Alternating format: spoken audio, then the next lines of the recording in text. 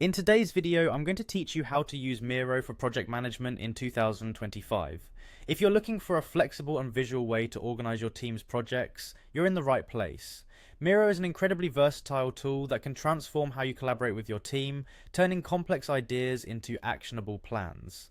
Let's dive into the step-by-step process. To get started, head over to Miro.com. Once you're on the homepage, you'll see the login button prominently displayed. Click on it to enter your details. You can sign in using either your email or your Google account. If you choose email, click on the Continue with Email option. This option is straightforward and ensures your accounts remain organized. After you're logged in, you'll be taken to the dashboard.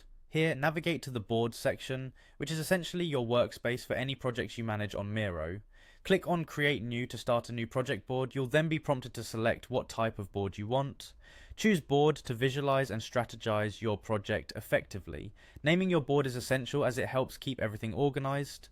Go ahead and give your new board a relevant name that reflects the project you're managing. Next, you'll want to add content to your board to bring your project to life. On the left side of the board, you'll find a plus button. Click on it to access different tools and options. For demonstration purposes, let's create a table. Tables are great for structuring information, outlining tasks, or setting up timelines. After clicking on tables, position it on your board where it makes the most sense for your project. Now customize the table by renaming the fields to suit your needs, whether that's assigning tasks, setting deadlines, or designating team members. Once your board is set up, it's time to share it with your team. Towards the upper right corner, you'll find a Share button. Clicking on this not only lets you invite team members to collaborate, but also allows you to manage permissions. Set these according to the level of access you want to grant each collaborator.